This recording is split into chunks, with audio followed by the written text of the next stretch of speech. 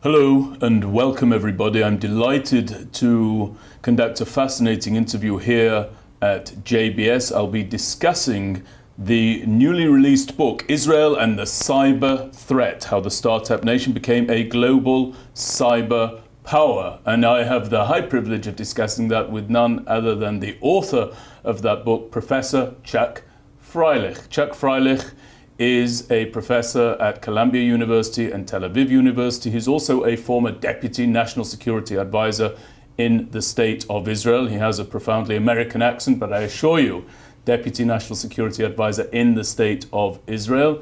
And he is a publishing expert at the MirYam Institute and a fellow at the INSS in Tel Aviv. Chuck, it's a pleasure to have you here. Thank you so very much for being with us. It's great being with you. Thank you. And it's wonderful to see you stateside. We regularly converse when we're both in Israel. I think this is the first time we've come together in person in the United States. Absolutely, it is. So we're going to get to your new book, as I mentioned, and people can see it here, Israel and the Cyber Threat, How the Startup Nation Became a Global Cyber Power. But you are somebody who's written numerous books. What inspired you particularly to dig into this subject? Let's start there. Well, it was an interesting development. When I was writing the previous book on Israel's national security strategy, there were literally 3-4 pages on the cyber issue.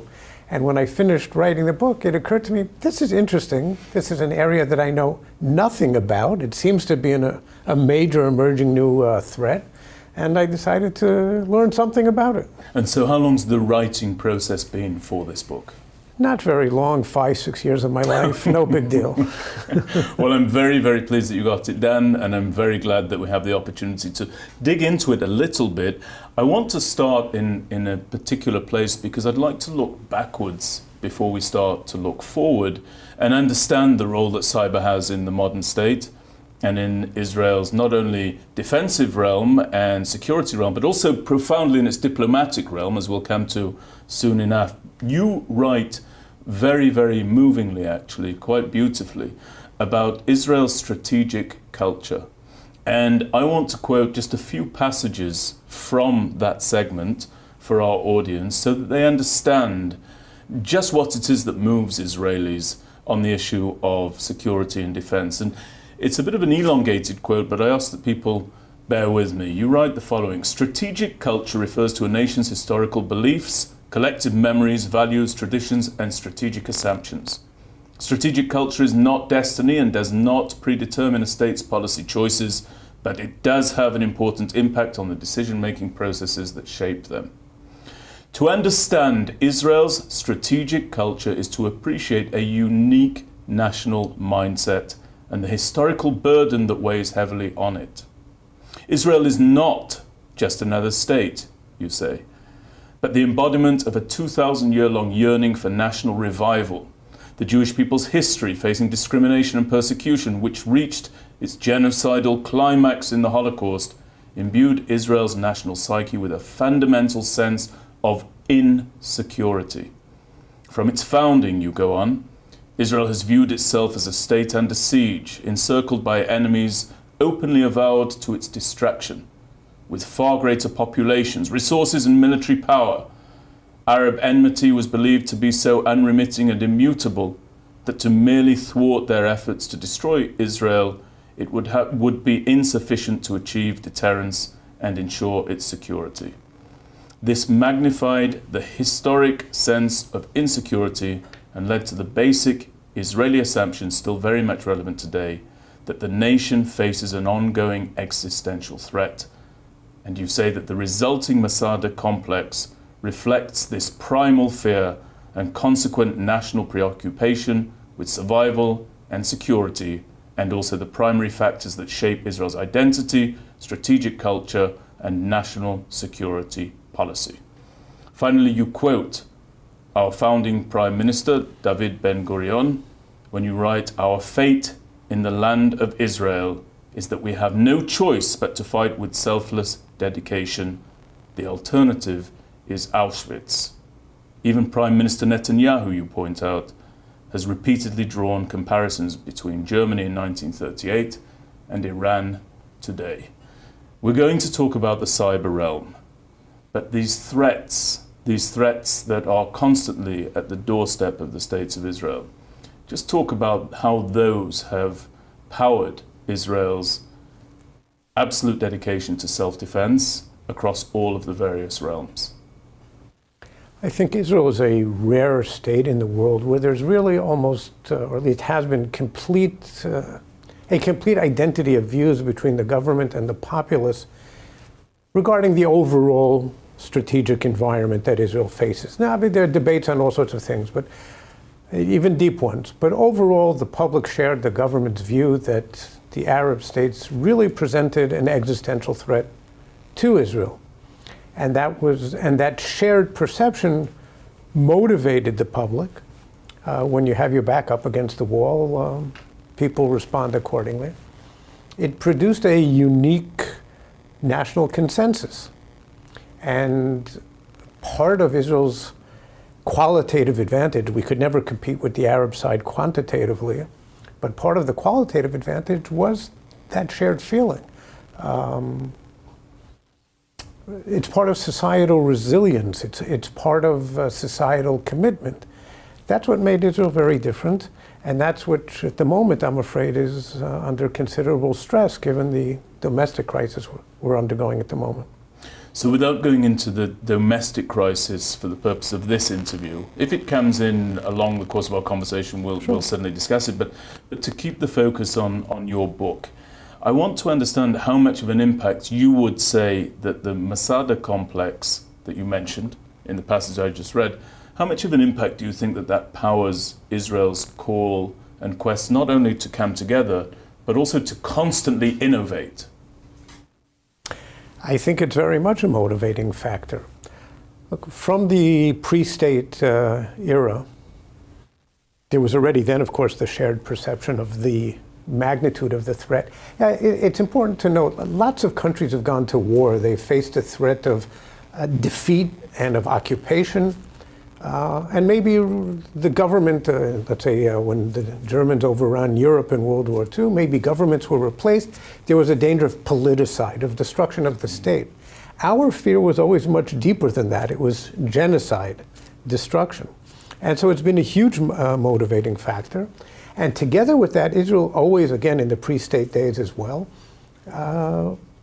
we always had the deep emphasis on the importance of technology. Technology was to be the way to build the economy. We're a tiny country facing much bigger enemies with greater resources. The way to build the economy was by being, well, it wasn't called high-tech in the past, and it wasn't high-tech, but as being as advanced as we could. The MirYam Institute was in Israel was one of the first countries to have at least a civil nuclear program.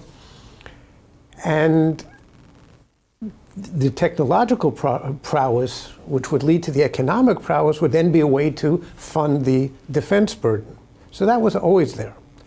And that then leads to the high-tech revolution, let's say from the early 90s on. And it fit Israel like a glove. The investments required aren't particularly large, certainly compared to some of the traditional industries. Mm-hmm. What you need is a lot of really smart, creative people. We've always been blessed with that. And the third thing you need, and something else we're blessed with, maybe sometimes a little bit too much, is a lot of chutzpah. And then along comes cyber, and it's sort of a subset of the high-tech revolution, which is exactly that. Limited investment, smart, creative people, lots of chutzpah. And here you have little Israel, considered the second, or I think the Chinese displaced us now, so we're only the third largest center of high tech in the world, and we're considered one of the top few cyber powers, both in the civil or commercial area and the military level, the top in the world. We're a country the size of New York City. That's it. It's quite remarkable, and as a country the size of New York City, we've faced myriad conventional threats. We stared down our enemies when we fought for our independence during the War of Independence. We did the very same on multiple fronts during the Six-Day War. Soon we'll be commemorating what took place during the Yom Kippur War, where we were attacked to our south by Egypt and to our north by Syria, actually faced potentially, again, looked down the barrel of potential Absolutely. genocide and distraction. So we know something of the scale of the conventional threats that Israel has repelled. When people hear about the dangers of cyber, on what level are we speaking here? What potentially is the magnitude of a cyber attack against the state of Israel? Talk to us about some of those that one might be readily able to consider, and talk to us about some of those that might be even more difficult to conceptualize. First of all, I think it's important for people to understand, we talk about cyber and it sounds very ominous and most of us don't know a great deal about it. First of all, cyber is simply digital code, okay? We talk about cyber bombs. There's no bomb, there's no explosion. It's just digital code from one computer affecting another computer. And there are three different kinds of cyber attacks. One are attacks that are designed to cause disruption and even destruction of another computer system, and maybe secondary destruction beyond that system. A second area is attacks for espionage or intelligence collection purposes. And a third area are influence operations, such as, for example, the Russian attacks against the US elections in 2016 and a couple of times on a smaller degree since then. So those are the kinds of attacks. Now, there are millions of attacks happening around the world every day. Most of them are easily repelled and we never hear about it. And then here and there's some that really make a splash correctly because they have a big impact. So Israel faces the entire gamut, right? There are hundreds of thousands of attacks against Israel daily. Again, most of them are not very sophisticated. The defense systems deflect them easily. But there have also been some relatively sophisticated ones. What's called critical national infrastructure, or the basic utilities. In Israel, there's the national electric company, and there's a water company, and there are a number of communications companies. They've been the focus, especially the electric company, of lots and lots of attacks. Now imagine there's a cyber attack that shuts down the electric system, or even just part of it, not the whole country. How do you run a country or part of a country when there's no electricity?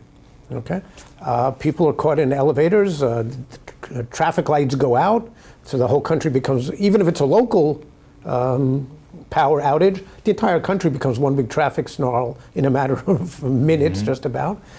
If you can't communicate because there are no cell phones and the computers aren't working, how do you run the country in those circumstances? How do you run the military? For example, the IDF can't issue the call-up orders, and even if they can, the reservists, and remember the IDF is mostly a reservist army, the reservists are caught in these traffic jams. And it takes them hours and hours, or maybe a day or two, to reach their units. So the dangers are very broad. A lot of them are just, most of the attacks are against private companies around the world, and in the Israeli case as well. A lot of them are government websites. Usually it's a short disruption, it's not a big deal. But then there have been cases where it actually has been a big deal, and we can talk about some of them. So there's this idea about cyber defense. I remember some years ago our organization hosted Brigadier General Danny Bren, who was a central figure in Israel's cyber defense capabilities. Of course, cyber defense capabilities is something of a euphemism. We also have the ability to launch offensive cyber attacks. One of those much heard of and even fabled cyber attacks launched by Israel, or said to have been launched by Israel, was of course Stuxnet. Can you tell our viewers about that Stuxnet attack? Stuxnet is reportedly a joint American-Israeli operation. Parts of it the US led on, parts Israel led on. It was 2010, it was an attack against the Iranian nuclear centrifuges, which is the heart of the uranium enrichment process. Centrifuges are big machines that spin at phenomenal speeds. And if they're even imbalanced a drop, they spin themselves out of control and disintegrate, basically. And that's what happened. All of a sudden, a whole bunch of these Iranian centrifuges spun out of control. This was, of course, the Stuxnet virus that Israel and the US developed. What made it even more remarkable, remember, this is the people who are sending this code are thousands of miles away from the target, but it was done in such a way that the Iranian operators, the controllers who are sitting in a room, I don't know, maybe looking through a glass wall at the centrifuges, no, they can't be looking at the centrifuges, but they're looking at their screens, and what they see is perfect operation. Mm-hmm. But then as time goes by, it's not one centrifuge, there was a malfunction, two, there's a malfunction. Pretty soon they start understanding that something is wrong here, but they have no idea because the monitors are fine. Mm. There was one glitch in the whole operation, a very unfortunate glitch, and the thing got out of the Natanz enrichment facility and spread around the world. Now, it was designed in such a way that it could not affect anything other than the Iranian centrifuges, but it did spread around the world. It was discovered by all sorts of people around the world, and they started doing reverse engineering, right. And the Iranians did. Had it succeeded, had it not, this is really one of the greatest intelligence operations in history. And it's considered a seminal cyber attack because it was the first one that caused physical damage. Again, remember, it was just a code hitting a computer, so it's just code, but it caused so it caused physical damage. It was the first one of its type. And that's when people started talking maybe about cyber war, which in retrospect is a little bit hyperbolic, but it was a critical operation, and it was just from an intelligence perspective, you have to know what kind of system the enemy has.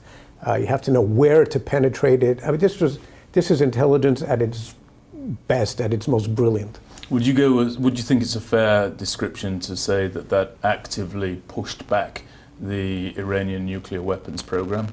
Well, it had a mixed effect. Because it got out, it only gained about a year. It disrupted something like 1,000 centrifuges. Mm-hmm. Significant. Right.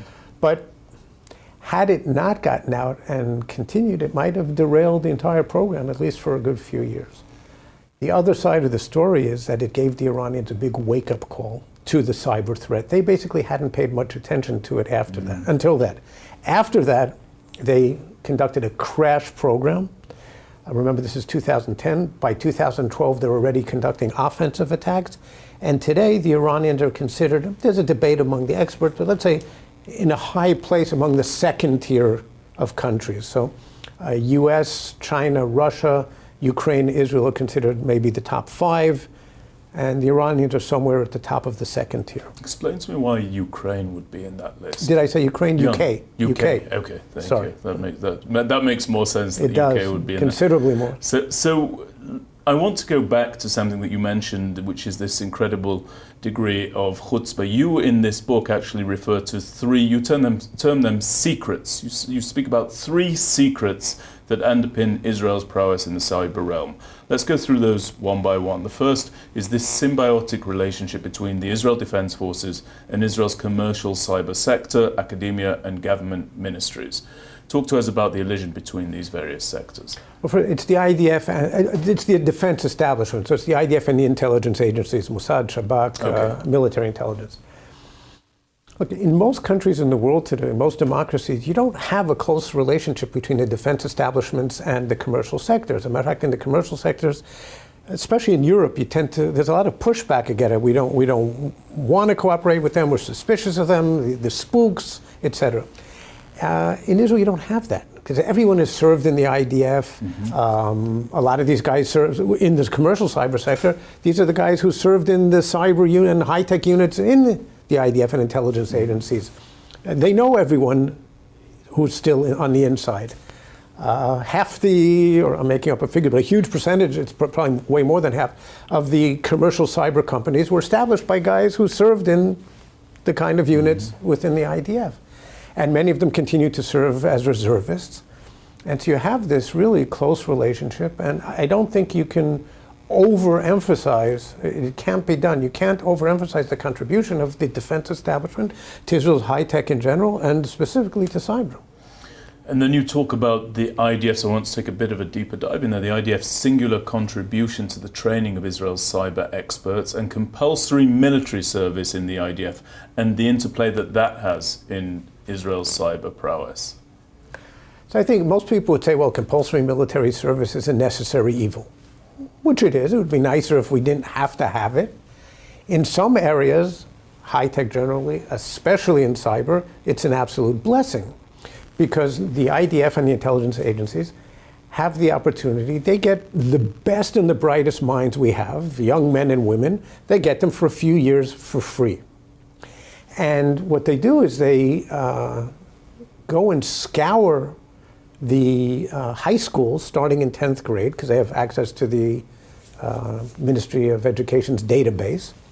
They go and scour looking for the great minds and offer them the opportunity to do various things. So for example, the top 1% get sent to what's called Atuda Akademait, which is the Israeli equivalent, say, of the American, what's it called?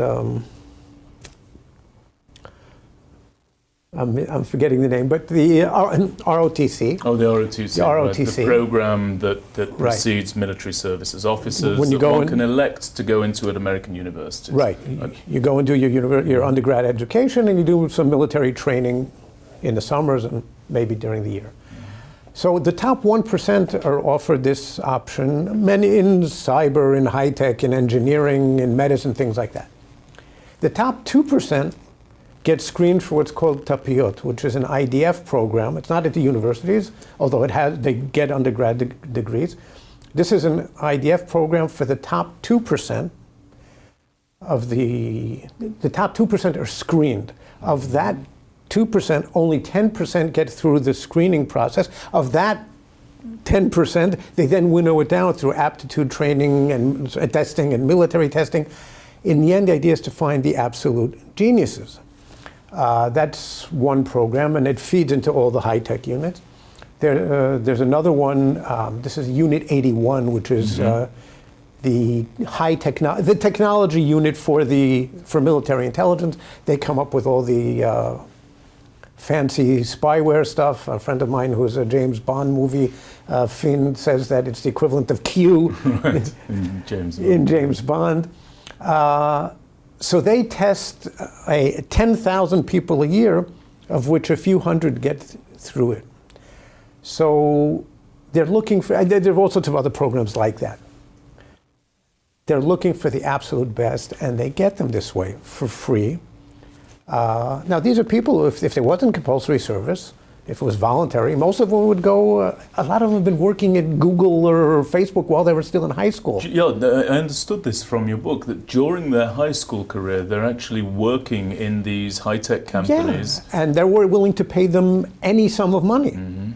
And so here they get them, when they get out of the army, they get them fully trained at the absolute cutting edge of technology, and not just cutting technology, all sorts of special technology that the IDF, the intelligence services have developed, that even the commercial companies, the global giants don't have.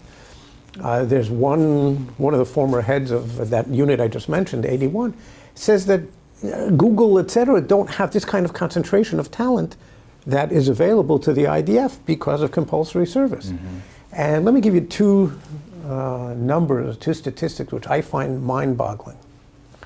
The American National Security Agency, the NSA, which is the signals intelligence organization, has about 40,000 employees. Israel's equivalent, it's called Unit 8200, has about 10,000. Now, that's only a quarter, but the United States is 39 times Israel in population. So it's on a magnitude of a global superpower. China, in 2022, their military national cyber training center graduated 1,200 students. Somewhere between, it's a classified figure, somewhere between a few hundred and 1,000 guys or men and women get out of the top cyber experts, get out of the IDF every year. So again, we're producing numbers on a magnitude that's similar to a global superpower. This is absolutely remarkable. And it's because of mandatory, compulsory military service. There's also something else that former commander of Unit 81 said, which was that the various tech companies, not only do they not have the pool from which they can draw out the talent in the way that Israel can by dint of the IDF, but also, even if they do find that talent, they find that talent among individuals, whereas in Israel, once these soldiers move out into the private sector, they tend to move out into the private sector with a cohesion and a sort of unspoken language and understanding between one another that you don't find in these large tech companies that are having to resource and source their people from all over the country. Tell us about that. Look, military service in general, certainly in the IDF, which is a fighting army, it's not one which has been at peace for decades. Military service is a very intense experience, no matter what you're doing. I think we both know from personal experience. So here are guys who've been, again, when I say guys, I mean men and women, who've been serving together for years in the same units, very often 24/7, working on all sorts of cutting edge and daring do incredible operations. They spend their years together, now they get out. A lot of them go and a huge percentage of all Israeli high-tech firms were spawned by people who served in high-tech units in the IDF.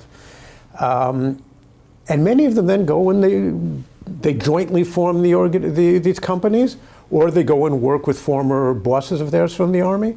So you have many cyber companies that are really they're all people who served together previously. And here's another statistic, mind-boggling. Unit 81, of 100 people graduates of the unit, veterans of the unit, from 2003 to 2010, 100 who got out in that period. In the following decade, 2010 to 2020, they established more than 50 cyber startups with a total value of over $10 billion. Yeah. Incredible. It's incredible. Yeah.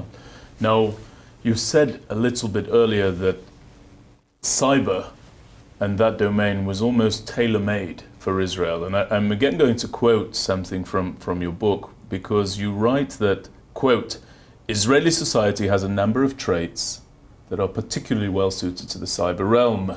Some draw on Jewish traditions and experiences, others are more uniquely Israeli. Now, I want to emphasize these are your words, they're not my words. You say among these traits are a deeply ingrained societal propensity to challenge authority and to reject accepted norms, practices, and wisdom, to refuse to take no for an answer and instead search for alternative solutions. That doesn't sound like any country I'm familiar with, Chuck, but you've written that. And you also, I think this description is what you're talking about when you speak about chutzpah gone viral. Am I right? That's how it's defined in the book. Look, and this is the third secret, the third of the three secrets. Right. Chutzpah gone viral. Right. One was the symbiotic relationship between the defense establishment and the commercial cyber sector. The second was compulsory military service. And this is I believe, a national characteristic as a whole. I think it draws on Jewish traditions and it draws on the Israeli experience. So the Jewish traditions are, let's say, two. One is Torah study, Talmudic study, pilpul. In other religions, what the priest or the Qadi says is law. That's the way it is. It was never like that in Judaism. Right. Not only are you allowed to, but you're encouraged to challenge the rabbi and say, no, there's another way of looking at these things. So saying no and challenging was always there. A second thing was, for 2,000 years, authority, governments were viewed as being hostile. It wasn't ours, it was a hostile Gentile government. And so there was no respect for the law, as a matter of fact, or norms. The objective was to get around them to the extent that you can. And I think then, and add that now to the Israeli experience, starting in the pre-state decades of the Yishuv, there was no money, there were no resources, and there was nothing. And we're facing an incredible Arab quantitative advantage.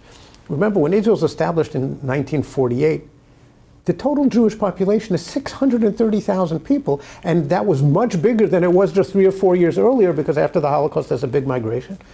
So really, throughout the years of the Yishuv, we're talking a couple of few 100,000 people.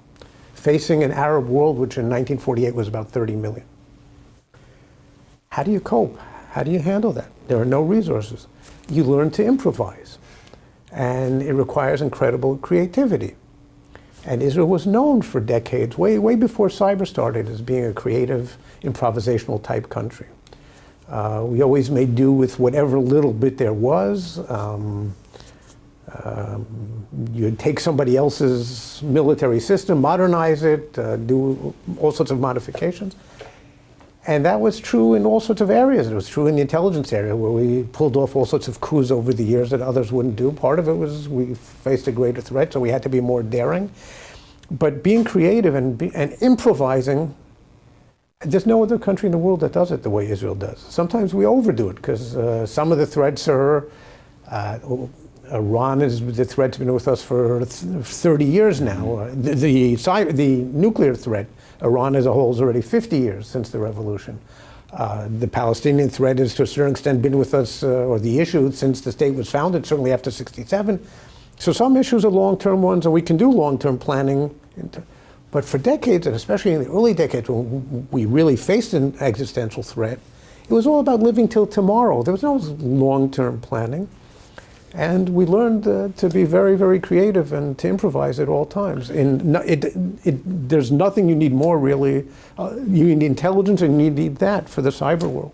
And what you're speaking about there, just to flesh that out a little bit, is also what some people might overlook, this inherent immigrant character to the State of Israel. You write about, obviously, when one reads it, it makes perfect sense, but I think people might overlook it.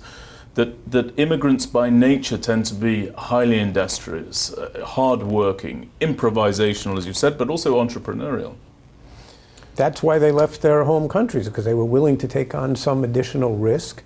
And in Israel's case, it wasn't just leaving the home country, which is hard enough. They were coming to a country which still faces some severe military threats, but in the early decades, it was really existential. And people forget terrorism in the early decades was much worse than it is today, as bad as it is. And they were coming to a country which wasn't developed. Well, today most people in Israel are already native born, but that wasn't the case until the last decade or so. So it really was an immigrant society. And even if people today a lot are second or even in some cases third generation, but their parents and grandparents are all immigrants, it produces a lot of social tension, because everybody thinks, well, Israel's just a Jewish country and they're all the same. We know that's not the case. There are different degrees of Judaism, and people who've immigrated from Egypt and Ethiopia and Iraq and Iran, from a cultural point of view, don't have very much in common with those who've immigrated from the US or the UK. You and I are both examples with our accents of where we've immigrated from. It produces a lot of tension, because nobody can stand somebody else's, their music and their food, and there's just endless things that get on each other's nerves. And it really is a tense society from that point of view. On the other hand, it produces an incredible amount of creativity. And then there's this, so you and I, we're sitting here in Manhattan, there's this other aspect that you talk about. In Manhattan, the uniform of business is a suit and tie. We've done away with our ties for the purpose of this interview, and actually I'm glad to see a little bit of informality is creeping in, even in the more staffy work environments here in Manhattan. But if you look at the tech sector, if you go over and look in the offices of Google and Microsoft and elsewhere over in Palo Alto and Silicon Valley, people are dressed in jeans and t-shirts, sitting on beanbags rather than chairs. It's very, very informal. There's no country, I don't believe, that celebrates informality more than the State of Israel. Another example of cyber and technological innovation fitting the State of Israel hand in glove. Like, if you look at Israel's national character, it's really the character of high-tech companies. The extreme informality, the absence of hierarchy. There was a quote that I remember from the New York Times, which is from at least 20 years ago. Judy Rodorin was the correspondent in Israel at the time, and she called Israel a relentlessly informal country. Well, today most members of Knesset actually wear a suit and tie, but it wasn't that way until a few years ago. And some business people get dressed up a little bit. And sometimes when there's a guest from abroad, we'll put on a jacket and tie. But most Israelis, the minute they have to put a jacket and tie on, they start, can't stand it. Right. We call our Prime Minister Bibi, or there was Golda. The distances between people in the country, the social distance is minor to almost non-existent. I feel the difference, for example, when I teach in the US and in Israel. In the U.S., students have some deference for the professor. In Israel, who the hell are you to tell me what's happening, right? And that's true. That's true in general. That's part of the environment. It works really well for high tech and for cyber.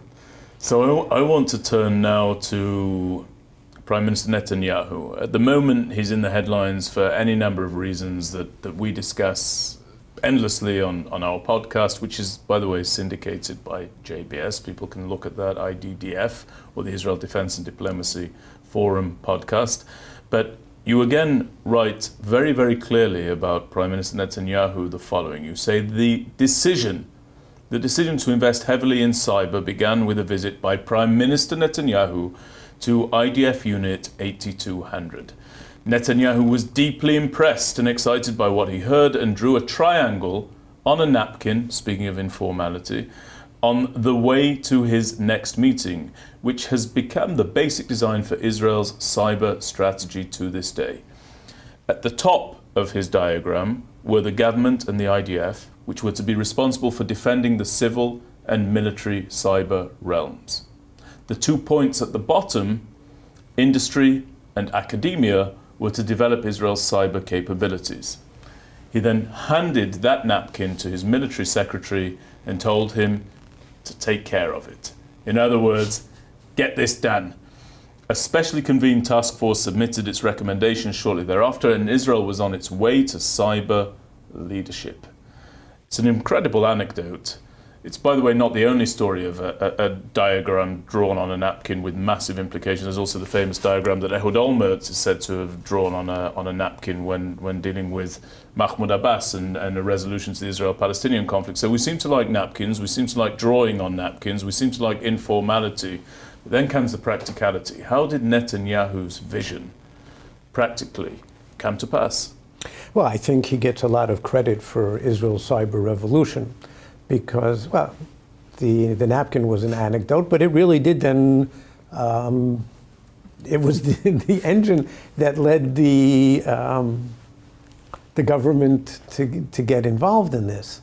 And they set up this national task force, which came up with a strategy for how to do it. And it wasn't a written strategy in the beginning. It was only a few years later that it was codified, so to speak, in writing.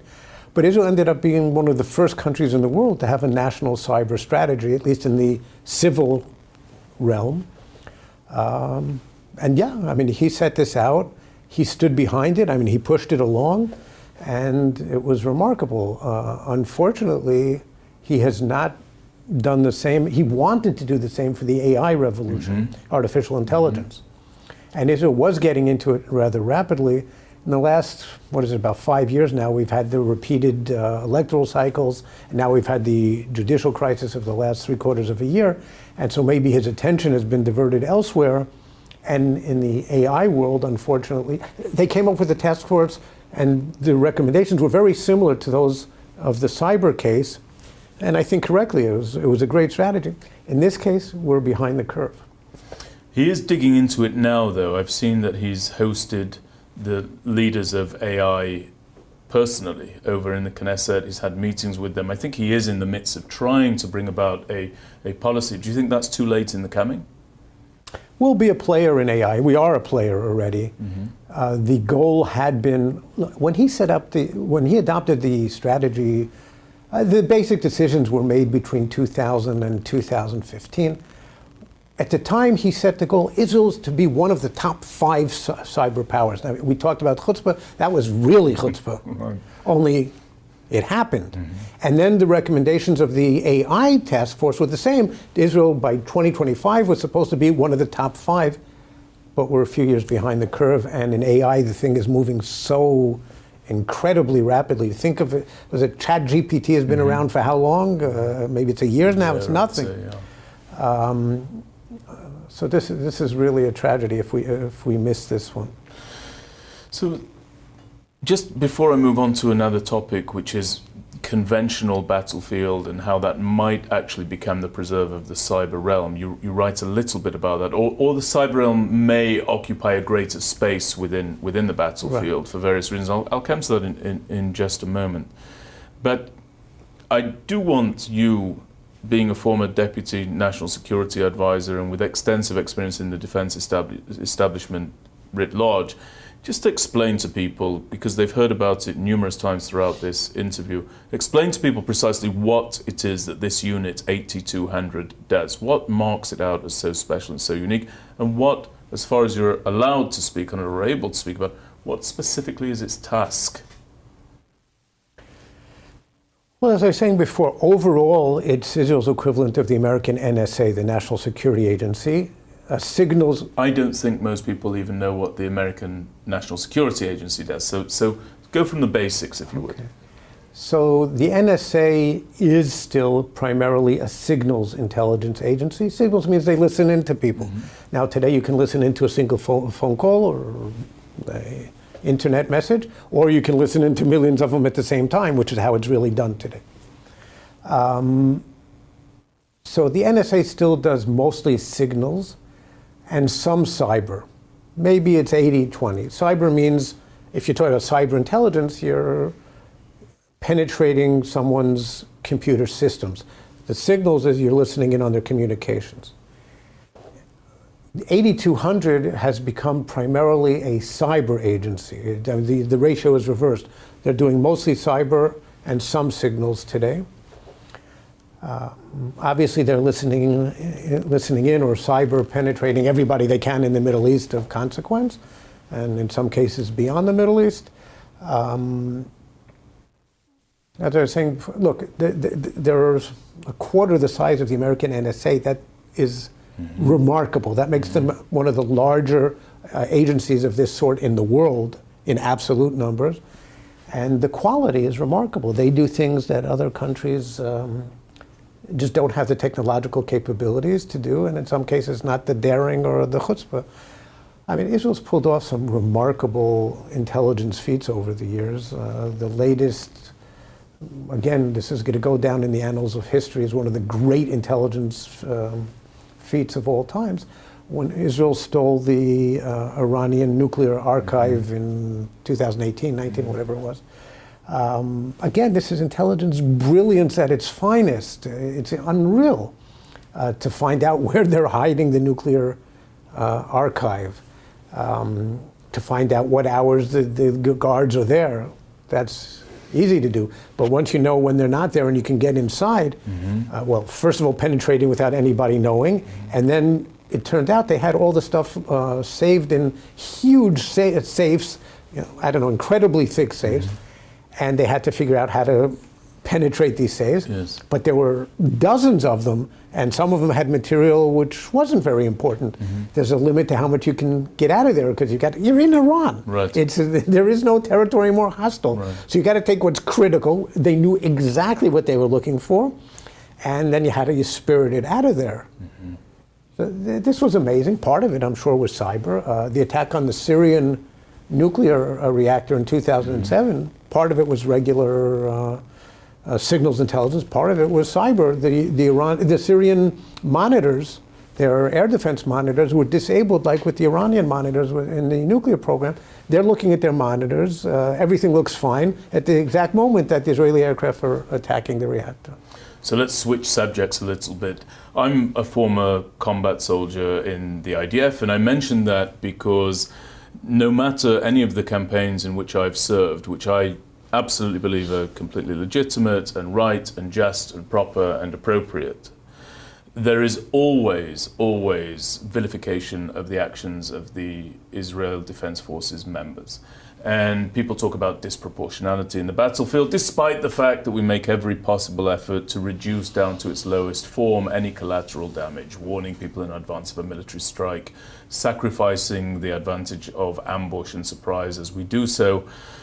this is a subject in and of itself, but something that you express is that the use of cyber may actually reduce the exposure that the IDF has to that sort of criticism, because it will reduce the footprint somewhat of conventional forces.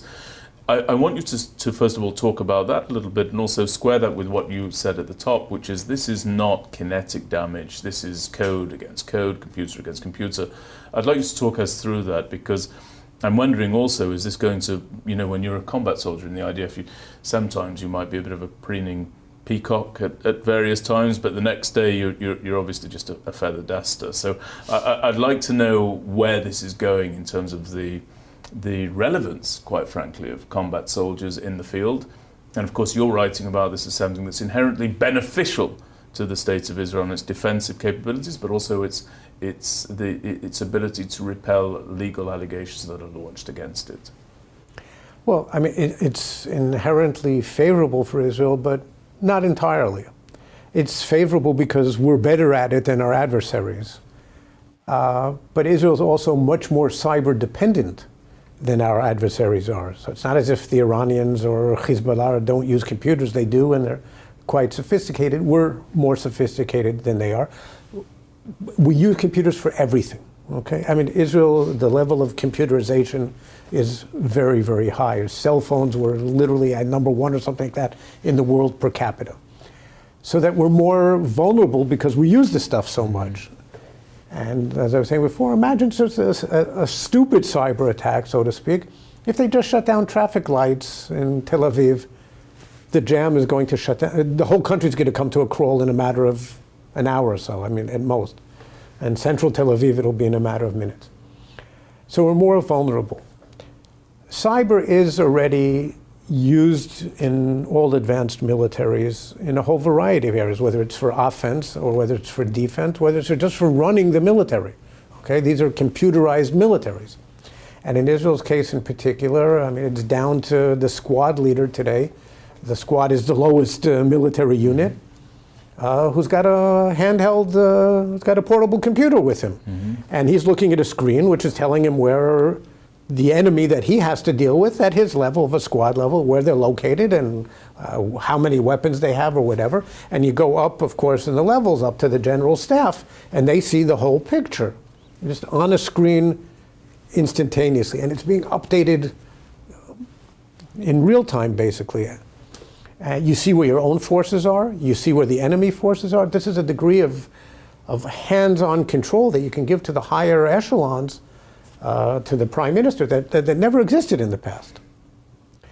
So it's remarkable. Again, we do it better than the adversaries. There's this IDF program which has been ongoing for the last decade. It's called Digitalized IDF. Mm-hmm. And here Israel, again, just led the revolution in the world. We're probably one of the top two with the US in terms of that. The bad news is that cyber is not going to replace the combat soldier. It will be an additional capability that all sides will have to differing levels, of course. But anybody who thought that there's going to be cyber wars and you can sit in your office in Tel Aviv and press a button and you hit the enemy there and you press another button and you don't have to fight. Wars are won by soldiers in the field. It's always been that way, and unfortunately it always will be that way. War is about really ugly stuff. Cyber's a little nicer because it's digital, but... There's another challenge there with the cyber realm. So if states become engaged in armed conflict one against the other, or a state becomes engaged in armed conflict against a non-state actor, we have this recognized body of law called the law of armed conflict, or international humanitarian law. And this is something that is passed over and analyzed and argued over by various international bodies. But ultimately, there is this body of law to which people look and to which people defer when it comes to actions in a combat zone, talking about which weapons are proscribed, which weapons are permitted, whether one can act in a particular way, who one can target and who one cannot target. It doesn't seem to me that the realm of cyber warfare has any overarching set of governance or laws or even agreement when it comes to that? Doesn't that surely leave us exposed to massive, massive elements of harm being done, acts of harm being done without any recourse, repercussion, prosecution or defense?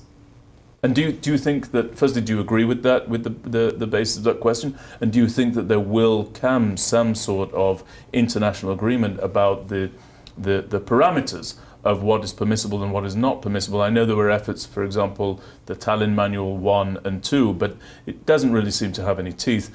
Where are we with that? Well, you're absolutely right. The efforts to develop international cyber law haven't gotten very far because cyber is really hard to regulate.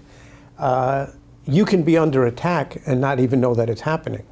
Okay? A cyber attack can go through a state or a number of states' communication system. They never, and of course somebody else was a target, and they never knew it happened. So how do you do that? How do you regulate something that happens instantaneously? Okay, you press your send button and the attack is underway. By the way, you could also be, for example, a Russian operative sitting in Spain launching an attack towards Israel.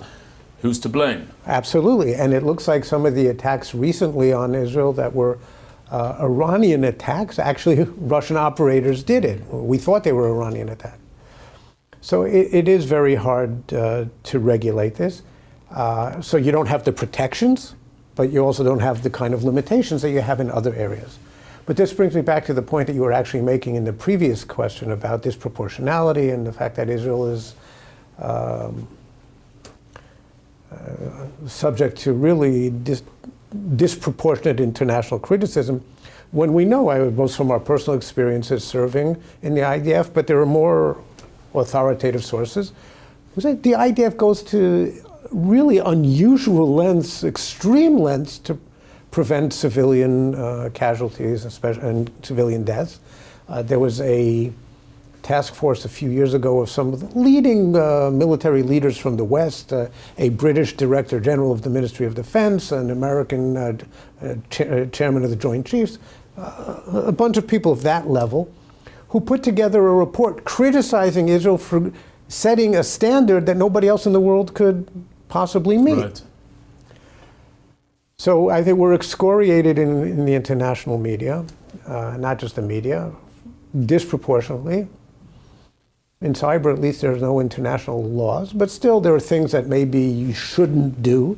For example, I wouldn't attack, this is my personal opinion, I wouldn't attack critical infrastructure in peacetime. You don't have to shut down another country's electricity and their water. I mean, it hits the civilian population. There's no need for it. In wartime, the limitations are different. I probably wouldn't do water then, but if it's too hot because there are no air conditioners or something, that's okay.